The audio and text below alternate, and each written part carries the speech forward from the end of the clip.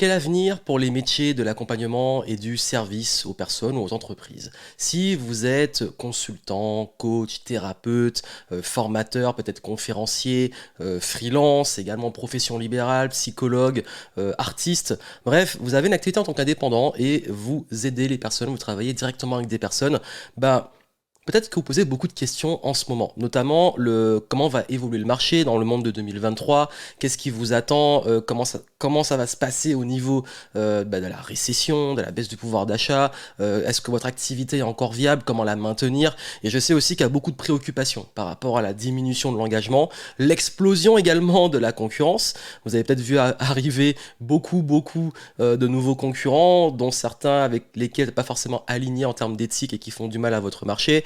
Vous avez également sûrement vu que les audiences sont de plus en plus sollicitées. Vous avez vu que tout le monde arrive en même temps, tout le monde est coach, tout le monde est formateur et tout le monde a des conseils à donner et tout le monde fait du contenu. Vous avez peut-être vu aussi qu'il y a c'est peut-être une perte d'activité de votre côté, une difficulté à trouver la bonne solution pour l'acquisition des clients, pour également aussi réussir à attirer la bonne clientèle pour vous, parce que je sais qu'il y en a beaucoup qui sont aussi lassés, saturés, fatigués, parce que peut-être que vous avez eu ces derniers mois, surtout on a vu ça en deuxième partie de 2022 et également 2023 s'est amplifié, une clientèle qui demande de plus en plus, qui est plus exigeante, mais qui veut moins en moins vous payer. Et peut-être que si vous aimez ce que vous faites, vous avez des valeurs, que vous avez vraiment envie d'aider les gens, vous êtes frustré de voir que c'est encore plus compliqué qu'avant. Vous êtes au bon endroit et je sais qu'en ce moment, vous êtes peut-être face à certaines peurs, certains doutes ou certaines interrogations par rapport à ok, quelle direction prendre, quelle stratégie adopter, comment ça va se passer pour nous les indépendants. Alors je suis là pour ça. Si vous ne me connaissez pas, je suis Johan Yangting, entrepreneur depuis 2008. J'ai commencé à l'époque, j'étais consultant et freelance en marketing digital, et en évoluant, j'ai commencé à développer des activités en ligne, à également donner des conférences, de la formation sur les domaines de la productivité, la stratégie business, l'optimisation du business. Et beaucoup de mes clients, depuis toutes ces années, sont souvent des indépendants, et j'en ai dans différentes catégories. J'ai des thérapeutes, j'ai des coachs, j'ai également des artistes aussi, j'ai des psychologues, j'ai des professions libérales, j'ai des freelances, mais j'ai aussi des patrons de petites TPE, PME. Donc c'est vrai que depuis toutes ces années, j'ai vu un petit peu comment évoluent ces marchés, et j'ai envie d'apporter aujourd'hui de la clarté pour vraiment vous aider à sortir du lot, savoir quelle stratégie adopter et comprendre vraiment ce qui se passe en ce moment. Et c'est important que vous le compreniez. Donc, je vais vraiment poser les choses et on va y aller tranquillement. Au-delà de vous donner vraiment mes perspectives et l'avenir, vous aurez vraiment du concret sur où mettre vos efforts et ce que vous pouvez faire. Parce que c'est bien beau de voir ce qui se passe, qu'on ne contrôle pas, mais c'est mieux d'avoir du concret sur ce qu'on doit faire. Mais pour savoir quoi faire, vous devez comprendre le game. Et les grandes questions, c'est qu'est-ce qui nous attend en 2023? Quels sont les dangers, les opportunités? Je vais vraiment vous expliquer les acteurs du marché, qu'est-ce qui est vraiment réel aujourd'hui, qui sont des dangers et quelles sont les opportunités. Et moi, j'aime toujours voir les deux côtés de la pièce et surtout pouvoir avoir différentes perspectives pour avancer. Et également, est-ce que votre business est toujours viable? Vous allez comprendre vraiment, votre business, est-ce que c'est OK? Qu'est-ce qu'il faut changer dedans? Comment gérer la concurrence qui arrive et comment répondre aussi à une certaine forme de concurrence qui décrédibilise certains de nos métiers. Vous savez, maintenant on dit, peut-être que vous êtes là depuis longtemps, vous faites bien votre travail, mais vous avez peut-être une audience ou des prospects qui disent encore un ou encore une parce que justement c'est saturé. Et ça on le voit beaucoup dans des domaines du web. Et également, quelle stratégie adopter pour sortir du lot de cette concurrence? Comment se projeter? Comment pérenniser votre affaire? Voilà, ça c'est extrêmement important de tout poser à plat. Comme je vous ai dit, là depuis toutes ces années où je fais ce métier, j'en ai vu passer. Moi je suis là depuis 2008 et c'est vrai que je trouve que le marché a vachement évolué. Et j'en ai vu des concurrences arriver, j'en ai vu des tendances, je vous en parle. Aujourd'hui, comment est fait le marché? Je vais vous résumer les choses. Et là, quand je dis le marché, je parle vraiment des indépendants, des personnes qui sont peut-être dans la vente d'expertise, l'accompagnement à la personne et la prestation de service. Je vous explique. Donc, on a les acteurs, les forces de ces acteurs, leurs faiblesses et les opportunités pour eux. Vous allez voir comment je vais catégoriser les différents acteurs. On va faire simple. Il y a les anciens. Les anciens, ce sont ceux qui sont là depuis plusieurs années, ils ont du bagage, c'est bon, vous faites votre métier depuis longtemps. Aujourd'hui, bah, vous êtes bien installé, mais peut-être que l'activité est en baisse, ou alors, oui, c'est quoi cette concurrence qui arrive, ou alors je suis largué, aujourd'hui il y a trop d'infos, il y a trop de choses qui se font, je suis largué, je sais plus où me situer sur le marché, je sais plus quelle stratégie adopter, est-ce qu'il faut que j'aille sur Instagram, YouTube, etc. On est perdu, parce que les anciens, c'est tout ce qui arrive maintenant, c'est un peu nouveau. Alors, les forces des anciens, c'est la notoriété, c'est l'audience et le positionnement. Ça veut dire que les anciens ont quand même une réputation qui s'est faite sur plusieurs années, ont une audience qui les suit, notamment une clientèle, ils ont une base de clients assez solide et un positionnement qui est assez marqué. Forcément, comme il y a la concurrence qui arrive, ce positionnement peut être chamboulé. Mais justement, les faiblesses, c'est la lassitude. J'en vois beaucoup, vraiment, j'ai beaucoup de clients, quand ils viennent, ils sont essorés. Ils en ont marre. Et ça fait longtemps que je fais ça, et puis c'est bon, et puis aujourd'hui, les gens sont de plus en plus, entre guillemets, relous. Il y a aussi un conditionnement. C'est le conditionnement à des façons de faire, à une façon de faire du marketing qui est peut-être obsolète. Et il y a ce qu'on appelle le shadow ban. Alors là, c'est plus les anciens qui font du contenu. C'est vrai qu'il y a quand même un gros phénomène de les très anciennes chaînes YouTube, il y a toujours des exceptions, mais la majorité sont moins mises en avant. Sur ceux qui ont des comptes sur les réseaux qui sont très vieux, il y a plus facilement de baisse de ce qu'on appelle le reach, etc. Ça, c'est normal, et c'est surtout parce que les réseaux sociaux, ils aiment bien, quand vous êtes nouveau, bien vous donner la dopamine d'être mis en avant, et puis au bout d'un moment, vous êtes de moins en moins mis dedans. Donc il faut trouver des façons aussi de pouvoir relancer la com. Donc là, l'objectif des anciens, l'opportunité, c'est de continuer à se réinventer. Et là, c'est extrêmement important, c'est de ne pas rester dans l'ancien monde, de ne pas rester dans les anciens conditionnements, etc. Se réinventer, et puis aussi se réinventer dans sa clientèle, dans ses activités. S'il faut pivoter, s'il faut changer d'activité, s'il faut changer de modèle, je vais en parler après, parce qu'il y a une forme de lassitude. Alors, il y a également ce que j'appelle, moi, les gros, les groupuscules, les gros et les groupuscules. Ce sont les mastodontes. Et ce sont ceux qui ratissent tout, qui ratissent large.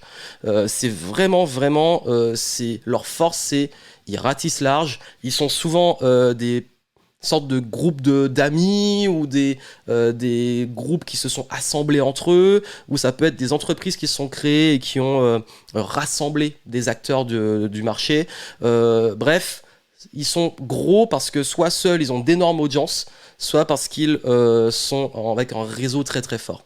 Donc, la visibilité est leur plus gros atout. Forcément, ils ont plus d'audience, ils sont plus visibles, ils ont plus grande distribution sur la visibilité. Et il y a également la force de frappe, ça veut dire que quand ils font des actions et tout, il y a plus de force de frappe, plus d'impact. Leur faiblesse, la relation client, je vais y revenir dessus parce que ça peut paraître bizarre, mais plus ils sont gros, plus la relation client est délaissée. Et je parle vraiment là pour le coup des domaines dont on a parlé avant, accompagnement, etc. Il y a des charges qui sont beaucoup plus lourdes, et c'est comme des gros paquebots. Ça veut dire que s'il faut pivoter, s'il faut réduire des charges dans un temps de crise, etc., c'est plus compliqué. Et puis il y a aussi l'étiquette. Ils ont quand même des étiquettes qui sont collées. Je parlais encore un ou encore une. C'est vrai qu'ils ont quand même ce conditionnement un peu comme les anciens, où l'étiquette de méfiance est beaucoup plus forte. C'est le désavantage des gros, parce que forcément, plus on est petit, plus un côté humain, et plus on nous fait confiance. C'est la psychologie humaine. Donc, leurs opportunités pour les gros et pour les groupuscules, c'est de se diversifier. Alors je sais que pour la majorité d'entre vous, vous n'êtes pas dans les gros et que vous êtes en concurrence avec ces gros. Et je vais vous dire justement vos forces et comment sortir du lot par rapport à ces gros. Donc on a ensuite les outsiders. Alors eux, ce sont ceux qui sont plus un petit peu à part. Ce sont ceux qui font leur truc, qui marchent bien. Et voilà, ils font leur vie, mais ils sont pas forcément affiliés à des groupes, etc. Et les outsiders, bon, on peut mixer avec des anciens, comme il y en a des nouveaux, mais l'idée, c'est que l'outsider, il a en force la notoriété, parce que généralement, quand on est outsider, on a une confiance très forte avec une partie de l'audience. Mais par contre, c'est très polarisant. Ça veut dire que comme c'est polarisant, c'est pour ça que c'est une force, mais aussi une faiblesse. J'y reviens sur les faiblesses. Il y a l'agilité, le fait de pouvoir, j'ai envie de changer de positionnement, d'offre, j'ai envie de faire évoluer, j'ai envie de tester des trucs, boum, boum, boum, ça va super vite. Donc ça, c'est vraiment les forces des outsiders, de cette capacité à avoir une confiance forte et vraiment de la flexibilité. Il y a également la polarisation qui est une faiblesse. Et pourquoi je le mets en faiblesse? Parce que c'est un avantage dans le sens, ok, on va avoir une grosse fanbase, mais ça empêche peut-être de toucher plus gros volume. La bonne nouvelle, c'est qu'on n'est pas obligé de toucher plus de volume et qu'on a fait un choix. Qui dit outsiders dit déjà, bon, j'ai pas forcément envie de bosser avec tout le monde, toucher le grand public. Et l'opportunité, c'est de renforcer le positionnement. C'est vraiment ça. Et puis au-delà de la flexibilité dont j'ai parlé avant, c'est de pouvoir toujours être agile et pouvoir tester rapidement. Donc là, c'est vraiment entre le gros paquebot qui a du mal à pivoter chez les gros et les outsiders qui sont plus les, on va dire, les scooters des mers qui peuvent prendre des directions, aller très très vite. Bah, c'est ça qui fait la différence. Alors, il y a... Et vous allez vous demander, mais Johan, toi, t'es où? Petite parenthèse rapide. Moi, très honnêtement, je me mettrais entre les anciens et outsiders. Je suis un ancien outsider et je suis jamais fait beaucoup de featuring entre guillemets avec des gros. J'aime pas les stratégies de masse, c'est pas mon modèle économique, on va en parler après. Donc moi je suis clairement outsider et ancien en même temps. Et dans tout ça, nous avons les nouveaux entrants. Ça veut dire ceux qui arrivent, ceux qui se lancent maintenant ou ceux qui se sont lancés récemment. Donc les forces, c'est l'aspect de nouveauté, la capacité à avoir une proximité avec l'audience et la petit côté innocence. Et si c'est bien fait, les nouveaux entrants peuvent ne pas avoir l'étiquette en ce moment de saturation du marché. Donc c'est vraiment cette fraîcheur qui arrive. Bah, forcément, les faiblesses, c'est la force de frappe et les preuves. Il faut faire les preuves. Faut devenir crédible et surtout il faut prendre des places. Ça veut dire que l'opportunité c'est qu'il y a des places à prendre. Donc comment on se positionne stratégiquement sur tout ce marché et comment on arrive à apporter quelque chose. Voilà un petit peu la classification. Dites-moi d'ailleurs en commentaire, vous serez plus dans quelle catégorie? Ça m'intéresse de savoir. Comme je vous ai dit, moi c'est clairement ancien et en même temps outsider et c'est vrai que ça fait franchement maintenant largement plus d'une décennie que je suis là et cette position m'a toujours permis d'avoir la paix, d'être tranquille et de correspondre aussi à ma personnalité parce que moi j'arrive pas à ratisser large et j'aime pas être dépendant de partenaires. Donc respect des personnes avec qui je partage, de mes concurrents et tout, mais c'est vrai que c'est pas mon délire de rentrer de front en concurrence avec des gros. Donc en termes de thématiques fortes, forcément, quelles sont les thématiques qui reviennent le plus et qui sont toujours, pour moi, toujours les thématiques qui seront toujours rentables? On a le développement personnel, alors c'est extrêmement large, c'est pour ça que je l'ai mis, tout ce qui touche à la croissance personnelle, etc., l'évolution. Il y a l'indépendance financière, alors là c'est aussi un gros morceau, tout ce qui est business, immobilier, finance, crypto, bref, tout ce qui est lié à l'argent. Besoin d'argent, ça, vous avez vu que c'est oversaturé. On a également la spiritualité. Alors c'est vrai que la spiritualité, en plus, là, ces 3 dernières années, ça a vraiment explosé. Forcément, hein, contexte de crise, etc. Les gens recherchent du sens, ils recherchent aussi certaines choses et ils vont le trouver dans la spiritualité. Il y a également tout ce qui est santé, sport, bien-être. Donc vraiment, la santé et tout, ça, c'est un grand classique. C'est aussi, quand on voit hein, les besoins principaux de l'être humain, l'accomplissement de soi dans le personnel, c'est une chose, mais aussi le besoin de sécurité, de liberté par rapport à l'argent. La spiritualité, c'est le besoin de sens, le besoin aussi également de se sentir mieux, et puis tout ce qui est le corps, le physique, la santé. Et on a bien entendu la performance et la productivité. Ce sont vraiment les grands 5 les 5 domaines sur lesquels aujourd'hui, on va dire qu'il y a le plus gros marché, et qui sont, si on les prend dans l'ensemble, sont gros. Et vous voyez par rapport à ce que j'ai dit avant sur les différents acteurs, ceux qui sont les gros et qui sont les groupuscules, vous voyez qu'ils prennent généralement des gros morceaux dans ça. Ça veut dire qu'ils vont prendre par exemple l'indépendance financière, ils vont parler de business, d'immobilier, de finance, de crypto, etc. Alors qu'on a des petits outsiders qui vont être juste par exemple très spécialisés sur l'immobilier ou très spécialisés sur la crypto ou très spécialisés sur l'entrepreneuriat. Et dans l'entrepreneuriat, il y en a qui vont être encore plus spécialisés que sur les coachs, etc. Donc les thématiques demandent des sous-thématiques qui vont aller vers des niches. Donc ça, c'est vraiment les domaines qu'on a le plus, et c'est pour moi les domaines qui, quoi qu'il arrive, l'humain en aura toujours besoin. L'humain aura besoin de son développement personnel, l'humain aura besoin d'argent, l'humain aura besoin de spiritualité et de sens, l'humain a besoin de rester en bonne santé, et l'humain cherche à être productif pour pouvoir avancer. Donc en termes de modèle économique, et là c'est vraiment intéressant, ça veut dire que dans tous ces métiers, il y a plusieurs façons de gagner de l'argent. C'est l'accompagnement, Ça veut dire on accompagne des personnes d'un point A à un point B. On a le service et la prestation. Donc là, c'est plus les freelances, les consultants, etc. Ça peut être de l'audit, ça peut être le done for you, ça peut être le done with you, ça peut être carrément des contrats one shot ou des contrats long terme. Bref, services et prestations en B2C ou B2B. Il y a également tout ce qui est produit en ligne, donc les formations, les produits, bref, ça peut être aussi des frameworks, peu importe, c'est de vendre des choses qui sont numériques. On a également les abonnements, donc pour ceux qui ont des communautés, le fait qu'ils aient des personnes qui payent au mois ou à l'année l'accès à des contenus exclusifs ou alors à des événements, etc. Donc le modèle par abonnement. Et on a le modèle d'événements, bon, par exemple tout ce qui est présentiel ou virtuel, les séminaires, les immersions, les masterminds, on a également les conférences, bref. Ça, ce sont vraiment les 5 principales façons de gagner de l'argent. Donc vous, la grande question, et pourquoi j'en parle, c'est dans laquelle vous vous positionnez, et c'est aussi, j'ai posé ça là pour que vous ayez des perspectives pour la suite, en vous disant, mon modèle économique, moi, qu'est-ce qui me correspond le plus ? Et si ça ne marche plus, vers quoi peut-être que je veux aller? Peut-être qu'aujourd'hui, vous faites de l'accompagnement, mais vous dites, je vends trop mon temps et je suis limité, j'ai envie de faire des produits en ligne, ou avoir un petit abonnement qui donne des revenus récurrents. Ou peut-être que vous faites des événements et vous vous dites, ok, bah, peut-être qu'aujourd'hui, j'ai envie de passer sur des événements virtuels en complément. Peut-être que vous vendez des produits en ligne et vous dites, ok, bah, j'ai envie de peut-être, pour avoir des revenus plus lisses et plus répétitif, je crée une formule par abonnement. Donc vous avez vu, modèle économique égal, il faut en choisir.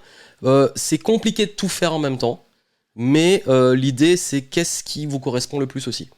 Je sais que moi, par exemple, clairement, je suis sur les produits en ligne et la partie accompagnement en consulting.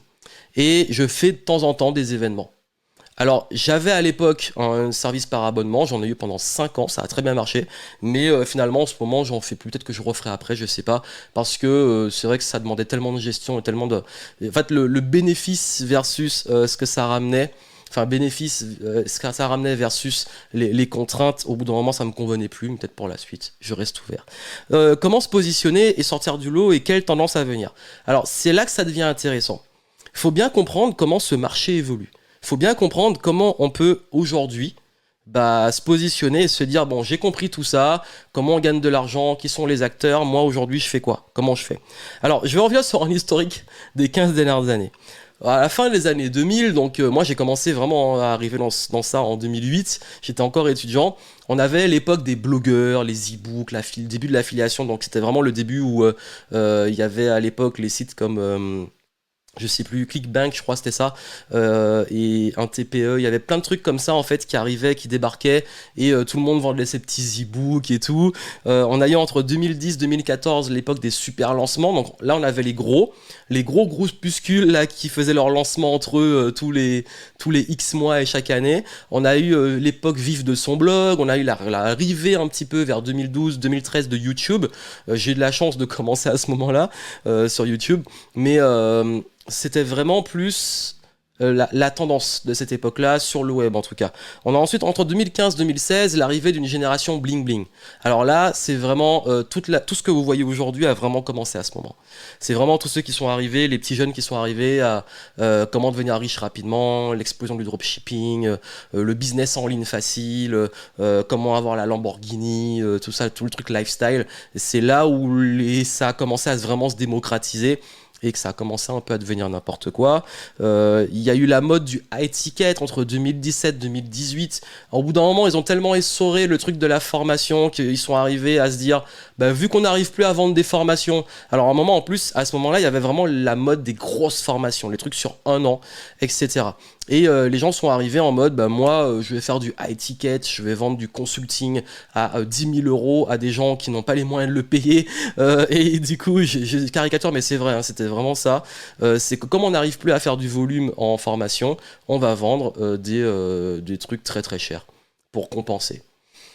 On a eu ensuite 2019-2020, les immersions, l'arrivée des... Vraiment, encore une fois, il y en avait avant, hein. Mais là, ça a explosé, les écoles de coaching. Tout le monde avait son école de coaching et il y a eu une vague de reconversion. Pendant la crise 2020, tout le monde s'est mis à vouloir se reconvertir et devenir coach et beaucoup ont surfé dessus. Et puis c'était l'époque aussi, avant l'époque confinement, où on faisait beaucoup avec le high ticket, les immersions, etc.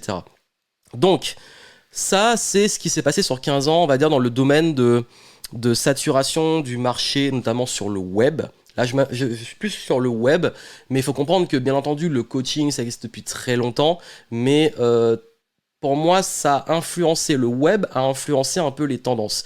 Et c'est vrai qu'on est arrivé aujourd'hui avec beaucoup de personnes qui sortent de soit ces écoles de coaching, ou soit de cette vague de reconversion, qui se lancent dans le game de l'entrepreneuriat, mais qui n'ont peut-être pas le recul pour savoir comment tout ça s'est passé. Et vous, peut-être que si vous êtes là depuis longtemps, vous avez peut-être dû voir passer ces tendances. Mais la question, c'est, ok, maintenant, qu'est-ce qui va se passer pour les prochaines années? Alors, il y a déjà des conséquences. Il y a les conséquences du système pyramidal de je te vends la méthode, et puis il y en a plein qui, au lieu de faire pourquoi ils étaient bons, c'est-à-dire ils ont un talent et tout, et ils pourraient faire du coaching ou du consulting ou de la thérapie, ou peu importe dans ce en quoi ils sont bons, ils se sont dit, ah bah tiens, j'ai une formation qui était bien, maintenant moi je vais devenir aussi business coach, ou moi aussi je vais me lancer dans la formation sur le business parce que je vais repomper ce qui a été fait avant. Pareil pour les coachs. Donc du coup ça a créé une sorte de... je dirais, je sais pas si c'est volontaire ou involontaire, il y en a qui ont joué dessus, qui ont vraiment fait des systèmes pas très clean, et il y en a qui ont formé des gens qui ont voulu faire comme eux. Et moi-même, hein, j'ai des personnes qui sont passées chez moi qui faisaient des trucs qui n'avaient rien à voir, qui étaient pour moi plus leur mission de vie et leur talent, et qui se sont dit un jour, ah bah tiens, je vais aider les entrepreneurs. Et voilà, bon, ça c'est une réalité. C'est un truc qu'on peut soit provoquer parce qu'il y a eu un vrai système pyramidal à un moment où on disait, si tu vends ce que je t'ai proposé à d'autres, tu touches des commissions et tu pourras te payer le truc. Il y a eu des trucs très très très pas clean du tout en fait. La perte de confiance et méfiance, forcément, les gens ont commencé à coller à l'étiquette coach ou formation en ligne ou business en ligne, quelque chose de très négatif. Parce que justement, le problème de ce système pyramidal, le problème de toutes ces dérives, c'est qu'il y a eu une perte de qualité. Et que beaucoup de gens sont tombés, hélas, sur ce qui n'est pas forcément de la qualité. Et quand on veut se former, mais qu'on n'a pas les bonnes informations ou qu'on n'a pas ce qu'il faut pour les mettre en pratique, on peut se retrouver justement à développer un certain ras-le-bol et se dire moi j'ai dépensé beaucoup et jamais réussi à développer ce fameux business, ou j'ai fait des thérapies et ça n'a pas été concluant. Ça peut créer beaucoup ce truc de rancœur. Également le regroupement des forces et des copinages. Beaucoup surtout les 3 dernières années, comme le marché s'est compressé, certains se sont alliés pour y faire face et avoir plus de force et pouvoir devenir un peu plus gros. Il y a également le phénomène des plus gros qui deviennent de plus en plus gros et les petits deviennent de plus en plus petits. Les plus gros prennent les parts de marché, la visibilité, etc. Ils ont plus d'impact, on va dire, en termes de visibilité, de distribution, et ce qui fait que les gens tombent plus sur les gros, et les petits, ils ont de moins en moins à manger. Et le problème, c'est que comme beaucoup, hélas, de gros font pas forcément de la qualité, ça a encore plus réduit la méfiance. Là où, justement, il y avait un certain équilibre à un moment, ça s'est complètement déséquilibré, et les gens vont là où c'est visible, là où c'est mieux distribué, et donc du coup, c'est un fait et c'est triste, c'est pas toujours le plus qualitatif. Et ce qui fait que chacun veut prendre sa place, et maintenant peu veulent se former parce qu'ils n'ont plus confiance, et tout le monde se dit c'est bon, aujourd'hui moi je mérite, je prends ma place, et j'aurai les résultats, mais je veux pas me former, je veux pas écouter, je sais tout, et ça peut exaspérer les anciens qui sont là en se disant mais attends, tu dis que tu as 20 ans d'expérience, tu as 18 ans, tu parles de trucs que tu ne maîtrises pas du tout. Ok, on peut débuter. Ok, il faut bien se lancer. Moi, j'ai commencé, j'avais 24 ans, 23 à 24 ans. Mais il y a un moment, il faut quand même avoir un peu d'humilité de cette phase d'apprentissage et d'expérience et de crédibilité.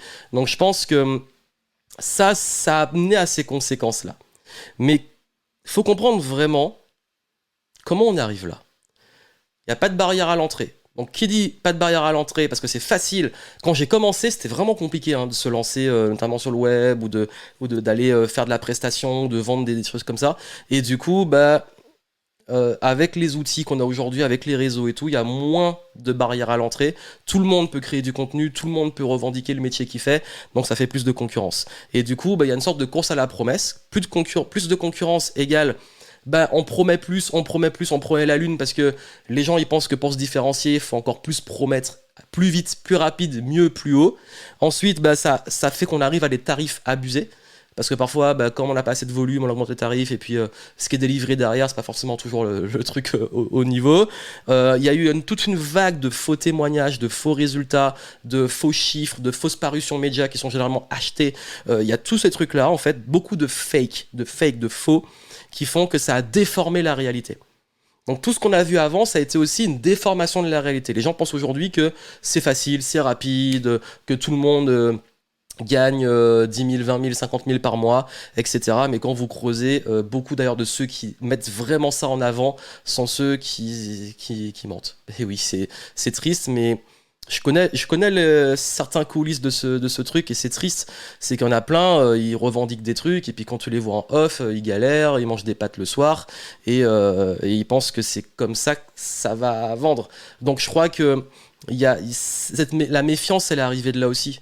C'est qu'il y a eu beaucoup d'abus sur Internet, vous le voyez, c'est dur de se dire mais qu'est-ce qui est vrai, comment différencier le vrai du faux, et puis vous avez peut-être des valeurs, des choses, vous faites bien les choses, et vous dites mais merde, mais comment je me positionne par rapport à ça? Moi, j'ai pas envie de tomber dans ces promesses abusives, ni dans devoir montrer des chiffres en pouces, ou alors faire des faux témoignages et des trucs, voilà, c'est pas dans votre éthique. Donc il y a aussi un changement du rapport au travail, le travail à distance, la flexibilité, le fait aussi que beaucoup de gens se reconvertissent, donc ça amener aussi encore plus d'arrivants, plus et surtout une psychologie humaine qui veut réussir ou guérir sans effort et rapidement. Donc tout ce joyeux bordel a fait que tous les métiers de l'accompagnement, de la santé, de la thérapie, etc., il y a eu trop d'un coup. Et là, eh ben, les gens se disent, mais on va où? Comment on fait? Et comment vous positionnez par rapport à ça? Alors, c'est très simple. Je vais vous dire, moi, aujourd'hui, je suis très pragmatique. Comme je dis, il y a les dangers et les opportunités. Pour moi, aujourd'hui, il y a une baisse de l'attention. Ça veut dire que comme il y a plus de monde sur les réseaux sociaux, les gens, vous avez vu, avec les nouveaux formats shorts en 1 minute 30 ou TikTok, qui vont très très vite, l'attention des gens, elle est morte. Moi, je le vois, hein. Là, je vous fais un format long, et ce format long, je suis conscient qu'il va avoir moins d'impact que si j'avais fait un truc en 1 minute. Sauf que comment je peux partager et approfondir ce sujet-là en 1 minute? C'est juste pas possible. Je fais et j'utilise les shorts et tout, mais c'est vrai qu'il y a des fois, moi je suis un peu exaspéré, je me dis, si vraiment j'ai envie d'apporter de la valeur, il faut prendre le temps, il faut se poser et il faut faire des formats longs. Mais aujourd'hui, c'est moins en moins dans l'air du temps. Alors en termes d'opportunités, ben justement, c'est un besoin de nouveauté, un besoin de fraîcheur, c'est que les gens, si vous voulez leur attention aujourd'hui, faut se réinventer, faut se renouveler, faut apporter des trucs nouveaux. Il y a également la méfiance, comme vous l'avez vu, les gens sont très méfiants aujourd'hui de tout ce qui est le coaching, thérapie, les experts et tout, parce qu'ils sont même, on reçoit beaucoup de messages privés où tous c'est la même chose qu'ils vendent, notamment des agences et tout. On se dit, bon, c'est encore une arnaque, surtout comment c'est amené. Bah, l'opportunité, c'est de revenir sur l'humain et la confiance. Soyez plus intelligents, parce que ces gens-là, surtout les gros dont je parlais, ils ont aucune race. Et du coup, bah, ils y vont, ils bombardent, et puis il y en a, c'est des gros bourrins. Les gens ne sont pas cons. En fait, vraiment, je vous dis, les gens sont pas cons, les gens sont quand même très lucides sur est-ce que ils sentent que vous avez vraiment une intention de les aider, de les considérer. Les gens le sentent. L'être humain a le flair pour ça. Donc, utilisez ça pour justement revenir sur ces fondamentaux. Le marché qui est bouché, il y a trop de concurrence, bah, il y a peut-être des nouveaux problèmes, des nouveaux besoins ou une lassitude, donc des choses auxquelles vous pouvez répondre mieux, différemment, plus spécifiquement. Donc c'est à vous de voir comment vous pouvez chercher justement encore plus creuser les opportunités par rapport à ça.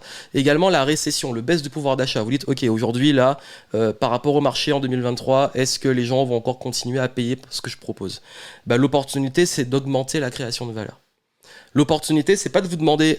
les gens, en fait, pour moi, c'est un truc de base de la vente, c'est quand quelqu'un dit qu'il n'a pas d'argent, il y a vraiment des gens qui n'ont pas d'argent, ok, mais les gens trouvent toujours l'argent pour ce qu'ils veulent. Donc la question, c'est vous, comment vous pouvez créer assez de valeur pour que les gens vous payent? Est-ce que vous méritez, est-ce que surtout ceux qui respectent votre valeur? Vous avez également le remplacement par les IA, je voulais le placer, l'intelligence artificielle. Ben, Utilisez les IA au lieu d'aller en confrontation, essayez de les comprendre, l'utiliser, l'implémenter et puis monter en compétence parce que si vous avez peur que une intelligence artificielle remplace votre métier, c'est que votre métier est peut-être plus trop viable et ça c'est triste, il faut monter en compétence.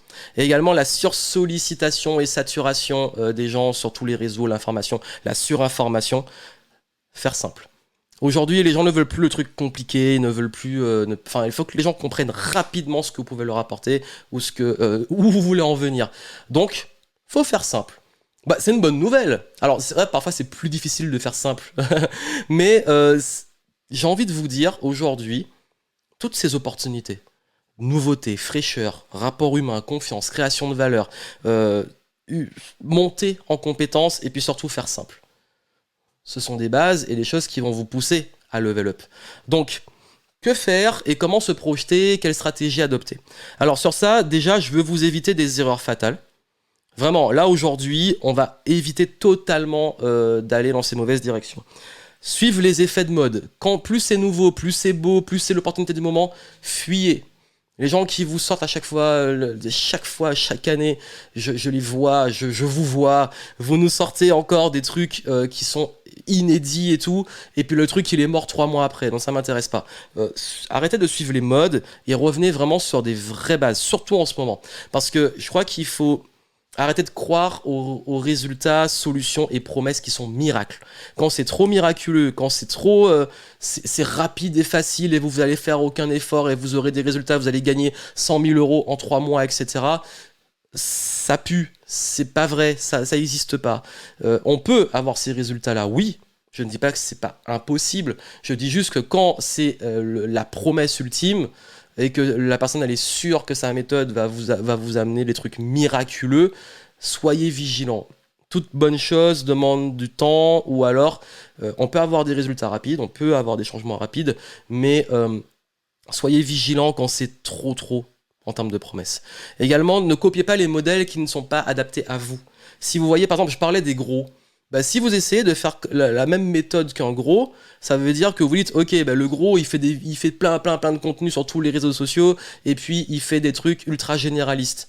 Bah, le problème, c'est que lui, il a une énorme visibilité, et que sur le volume de visibilité, il va forcément avoir un pourcentage de clients qui vont adorer les trucs généraux. Mais vous, à votre petite échelle de visibilité, où vous n'avez pas beaucoup d'audience, bah, un truc trop généraliste, ça va être encore beaucoup plus compliqué parce qu'ils vont voir le gros en premier. Donc, ayez une stratégie qui soit adaptée à votre fonctionnement, à votre taille, à votre modèle économique. Et c'est pour ça qu'en fait, je pense qu'il va falloir, là, et j'en parlerai juste, j'arrive juste après, il va falloir trouver votre modèle à vous et une stratégie marketing qui est adaptée à votre modèle. Donc, écoutez aussi les charlatans et n'importe qui. Vous savez, tous ceux qui disent qui vous font culpabiliser. Quand vous vous sentez trop mal en écoutant quelqu'un, c'est qu'il y a un problème. Surtout si vous fait vous sentir un petit peu nul, en vous disant, mais attends, mais je suis pas là où je devrais être. Oh là là. Oui, on continue d'apprendre et d'évoluer. Non à chercher des problèmes et vous vendre la solution. C'est-à-dire que je crois qu'il faut toujours revenir sur... Pour moi, les meilleurs, ce sont les personnes qui se basent toujours sur des fondamentaux et qui s'adaptent à vous. S'adapter à vous. Quand c'est culpabilisant, c'est que on vous fait penser que vous avez un problème. Non. Alors, c'est plus subtil. On peut avoir un problème qu'on veut résoudre, mais je parle d'un problème personnel. Genre, vous y prenez mal et tout, c'est pas comme ça. Et t'as rien compris, et t'es nul, etc. C'est pas ça. Nuance avec, ok, bah là, il y a un problème, on va le résoudre ensemble de la façon qui vous correspond. Vous avez vu la subtilité. Donc, le discours aussi girouette chaque année, ça c'est le nouveau truc, ça c'est mort, ça c'est l'avenir, etc. Et puis à chaque fois ils reviennent sur leurs paroles. C'est bon, on a assez vu. Et puis arrêtez de zapper les fondamentaux. Vraiment, arrêtez de vouloir aller vers les raccourcis, à copier un modèle clé en main. Les fondamentaux, c'est la psychologie humaine, c'est le rapport humain, c'est l'intelligence sociale, c'est...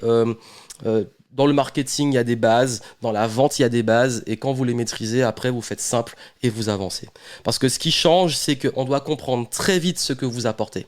Les gens n'ont plus le time. Il faut qu'ils comprennent tout de suite ce que vous leur apportez. Il faut également réduire les frictions dans le flot de vente. S'il y a un moment où les gens, vous les perdez un peu, c'est fini. En ce moment, ça va très vite. Et également, vous devez gagner rapidement la confiance des gens. Vous devez être crédible. Vous devez également vous élever de la masse en termes de crédibilité. Et ça veut dire que là, faut être dans l'excellence. Il n'y a pas le choix. Il y a trop d'acteurs. Il faut vraiment sortir du lot. Il faut également actionner les bons leviers. Je vais vous en parler. Ces leviers-là, pour faire simple, vous avez besoin d'une offre et un positionnement stratégique. Vous avez vu, j'ai dit en modèle économique que les offres, ça peut être de l'accompagnement, etc. Ça, c'est un format et on s'en fout. Une offre, c'est qu'est-ce que de la valeur pour que les gens vous payent. Et vous devez avoir cette offre-là, cette offre précise, cette proposition de valeur qui fait que les gens se disent ah ouais, c'est avec cette personne-là que je veux bosser. Il vous faut un modèle économique. Il faut choisir qu'est-ce que vous voulez faire entre produits en ligne, accompagnement, prestations, etc. Comment vous gagnez l'argent. Il vous faut un message que les gens comprennent tout de suite, comme j'ai dit, qu'est-ce que vous leur apportez. Il vous faut un processus de vente. Il vous faut un système d'acquisition. Comment je trouve des clients. Et surtout, être focus dessus et qu'ils soient pertinents avec où sont vos forces. Mais également, fidéliser vos clients. Parce que souvent, on veut de nouveaux clients, mais on oublie que ceux qui sont déjà là et qui sont contents ont plus d'intérêt à continuer avec vous. Également, utilisez vos forces. Ça veut dire, vous avez des forces, vous avez des atouts. Cherchez pas à copier les autres. Les autres ont leurs forces et les utilisent. Utilisez vos forces à vous. Et puis surtout, pensez plus à vos clients qu'à vous. La grosse erreur, c'est que beaucoup pensent tout le temps ah mais il faut qu'on fasse du chiffre, ah mais j'ai peur par rapport à la crise, etc. Et ah mais mon cabinet, il faut que je paye le loyer, etc. Mais en fait, vos clients, ils s'en foutent et tout ce qu'ils veulent, c'est qu'est-ce que vous leur apportez et comment faire en sorte qu'ils soient ravis de vous payer et de venir chez vous. Et plus vous focalisez sur vos clients, plus vous allez voir que c'est là que vous aurez les réponses sur ce que vous devez faire aujourd'hui. Et puis faites simple. S'il vous plaît, faites simple. Là, c'est le plus important. C'est vraiment aujourd'hui, il faut faire simple. Il faut que ça soit simple, clair, fluide, le plus simple possible. Pensez toujours, est-ce qu'il y a encore une façon de le faire plus simple dans tout ce que vous faites? Voilà ce dont vous avez besoin. Et puis surtout, ayez le courage de suivre votre vision, s'il vous plaît. Ayez le courage de suivre cette vision parce que vous avez des valeurs, vous avez des forces, vous avez des atouts, vous avez un fonctionnement et vous avez envie d'aider vos clients ou vos patients ou vos élèves. Et cette vision-là, elle est précieuse parce qu'on peut se perdre, surtout dans un climat de crise ou de concurrence, à vouloir se dire mais si ça marche pour lui, il faut que je fasse comme ça, etc. Il y a une différence entre s'inspirer et copier. Vous pouvez faire de la veille, vous pouvez prendre des idées, mais il faut toujours que ça reste cohérent avec votre vision.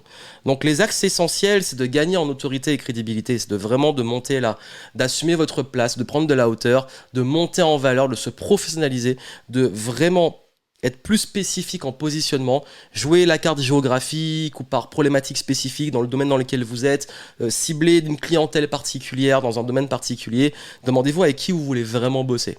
Et puis surtout, focalisez et misez sur vos clients, fidélisez-les. Vraiment, c'est votre priorité. Si vous avez là des clients, gardez-les.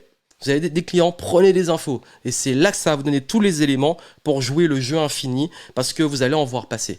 Et je sais, ça peut être décourageant de se dire, ok, mais des concurrents, il y en a, ils arrivent, etc. Mais moi, je ne sais pas où me positionner par rapport à ça. Moi, je vais vous dire. J'en vois depuis, franchement, depuis plus d'une décennie, j'en vois passer, je vois la concurrence arriver, je suis encore là. En fait, moi, je joue le jeu infini. Je suis pas là à chaque fois à courir après. Je prends des opportunités, je les prends, mais c'est pas ma priorité. Ça veut dire que moi, je les surfe, mais dans la cohérence de mes fondamentaux. Et là où d'autres vont juste prendre des opportunités, tout rafler, prendre ce qu'il y a à prendre et se casser et faire autre chose. Mais si vous, c'est vraiment votre mission, c'est ce que vous aimez faire, vous avez vraiment envie d'aider les gens, bah, il faut penser beaucoup plus long terme.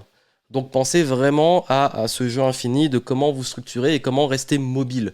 Parce que ce que vous faisiez peut-être jusqu'à présent, même dans vos actions marketing et tout, ça peut ne plus fonctionner aujourd'hui. Donc il faut se réinventer dans le message, dans la façon de faire, aller chercher des nouvelles opportunités de business et d'acquisition de clients.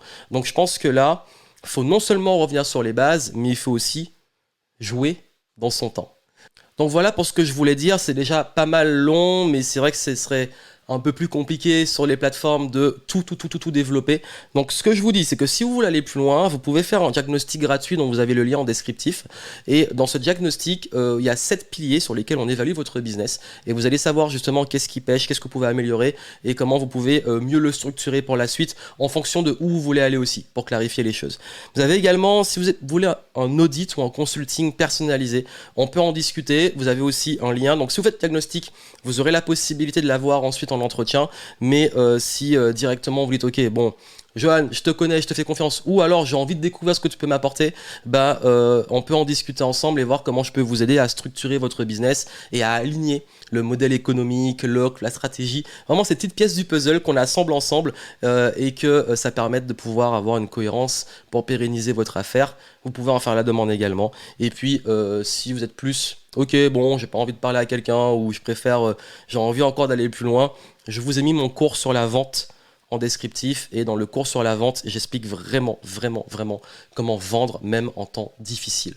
Allez voir ça, c'est en descriptif et puis bien entendu, continuez à suivre les différents contenus. Vous pouvez vous abonner à la chaîne YouTube, vous pouvez me suivre sur les différents réseaux et puis comme je vous ai dit, moi je suis là depuis des années et mon intention c'est vraiment d'aider les personnes à réussir en étant elles-mêmes, à avoir un modèle qui leur corresponde pour pouvoir être en paix, pour pouvoir être épanoui et pour pouvoir avoir cet impact aussi sur leur clientèle et recevoir en retour ce qu'ils méritent, ça veut dire de l'argent, de l'abondance pour faire tourner le business parce que c'est important, parce que c'est comme ça que vous allez pouvoir apporter encore plus de valeur. Donc je vous souhaite plein de succès et moi je vous dis à très bientôt.